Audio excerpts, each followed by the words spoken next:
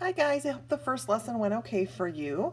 I've got another one for you today. This is about graphing a line. Some of this might be repetitive or some review for you, but that's okay because we're going to do a lot of graphing of lines, so I want to make sure that you really understand how to do it before I make you do it on your own. I don't believe that you have these notes. I don't think that you were given a copy of them. So what I would do is you can either write these down on a lined piece of paper, follow along with me if that's what works for you. If not, then just follow what I'm doing, and at the end, just take a screenshot of it for your notes so that you'll have it. Maybe make a folder with the math papers so that you can easily access it during quizzes and things like that. So remember, we're going to use y equals mx plus b again. This here is the y-intercept, and the m is your slope. So I'm going to write that over here. Your m is your slope. Your m is your slope. Your b is your y-intercept. And remember, the y-intercept is just where the line crosses the y-axis. So this is the y, this is your x. So in here, it crosses the y-axis right there. You can see it. So the y-intercept is where the line meets the y-axis. And you see, when I just pointed at it, it's at the 1 on the y-line. So below, the y-intercept is a 1. Now the slope tells how steep a line is. Think about it like a roller coaster or a ski slope. The slope is the steepness of a line. We talked about your driveway in class. If a ball rolls on it, it has a slope. If it's flat, absolutely flat, it has no slope. So in the slope, the top number is going to tell you to go up or down. Okay? And when we talk about going up or down, we're talking about whole boxes, like you'd go up or down an entire box. My lines are a little blurry on this page, but hopefully you can see them. And then the bottom number in the slope is going to tell you to go to the right. If there isn't a bottom number, then you automatically just go 1 right. So that would be a 1 there. So if the slope is 1/2, the 1 tells you to go up 1. And the 2 tells you to go right 2. So in 1/2, this is your up, and this is your right. So you'd go up 1 box, right 2 boxes. Okay, and you can see that here we went up a box. Oh, the slope isn't 1/2 on that one. Never mind. That doesn't work for that one. So the slope in the above one, we have to go up 2 over 1. So to get from one dot to another dot, we go up 2 over 1. So the slope is 2 over 1. You can actually hear the over 1 in it. And you can see it happen again. Up 2 over 1. So the slope is 2 over 1 because you're going over 1, over to the right. That's it for this page, so go ahead and take a screenshot. Okay, second page. To graph a line, you start by putting a dot on the y-intercept. So the y-intercept is 1. So we're going to start by putting a dot at 1. So on the y-line, I'm going to go to the 1, and I'm going to put a dot right there. Okay, so that's my first dot. Once you have a dot in the y-intercept, you have to move the slope. The slope in this example is this number here. This is the slope. It's always the number right before the x, so it is 2/3. So from the 1, I'm going to go up 2 and right 3. Because remember, this is our up or down number, and this is always our right number. So I'm going to zoom in on this thing so you can see a little bit. I'm going to go up 2, right 3, and my second dot will be right here. So now I have 1 dot here and 1 dot here.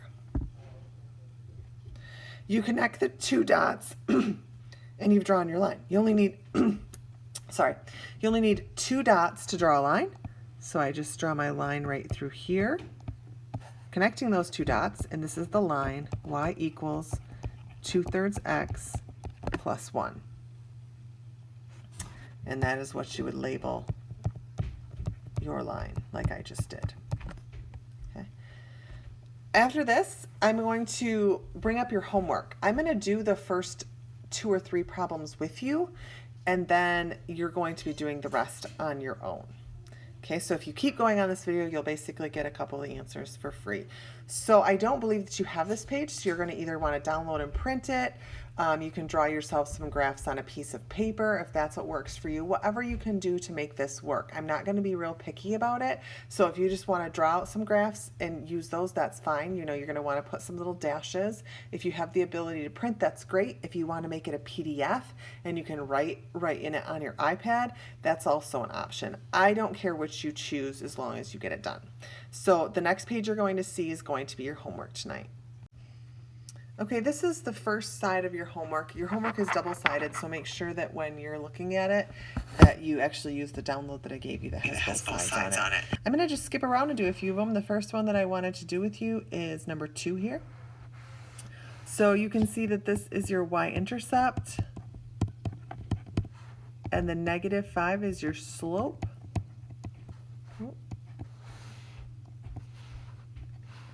Doesn't like my writing. Slope. Okay. We also talked about slope is usually in a fraction, and on the first page of your notes you'll see that if it doesn't have a bottom number, the bottom number is 1. So now I've turned it into a fraction. So your slope is -5/1, and your y-intercept is 2. Okay. So we're going to start always by putting a dot at the y-intercept. So our y-intercept is 2. So on the y line, I'm going to put a dot on the 2, right where it crosses the lines. The slope is -5/1. So remember, the slope number, the top number can tell you to go up or down. Since it's a negative, this is saying go down. It's saying go down 5. 1, 2, 3, 4, 5. Now, the bottom number of that fraction is always telling you to go right, never go left with it, and it only wants you to go over 1. And that is where your second dot is. Now you connect those 2 with the straight line, and that is your graph. Okay, it's a very steep line for that one. You definitely wouldn't want to go sledding down that hill. So again, we started with that 2, put a dot there. We went down 5/1, a second dot, draw the line, and that's how you graph that line. Okay, the second one that I want to go through is number 3, because number 3 does not look like the other ones that we've been doing. It's y equals -4. There's no x, there's no plus or minus sign. There's just a y equals -4. So all you're going to do for this one is you're going to go down to -4 on the y line, and you're going to you're going to put a dot there. Okay, so -4 on the y line, the dot goes right here. Whenever you see a y equals or an x equals, that means that it's going to be a straight line. So you don't want it to go on the axis unless the y or the x equals a 0. So y equals -4 would be a horizontal line, because you can see every time the y is 4 down, the y is 4 down, the y is 4 down on every single one of these. So y equals -4. So if it was an x equals line, the line would be straight up and down instead of across. I'll do one more with you, and then the rest will be your homework. Okay, the last one that you're going to look at is number 6. It's x equals 4. So on this x line this time, you're going to put a dot on 4. Now this is an x equals 4, not a y equals, which means this time your line is going to go straight up and down instead of side to side. So x equals 4. So you can see every time on the x, you're moving over 4 spaces. You're moving over 4 spaces. That's why the line would go that way. All right, so after this, you're going to want to go in. I think that there's 12 or 15 problems total today. I've already done 3 with you. So again, you can do these any way that you choose. You can write it on a lined piece of paper, print it off, make it into a PDF, whatever works for you. Make sure you submit that back to Google Classroom or to my email so that you can get a grade on it. I hope you have a great day. Talk to you next week.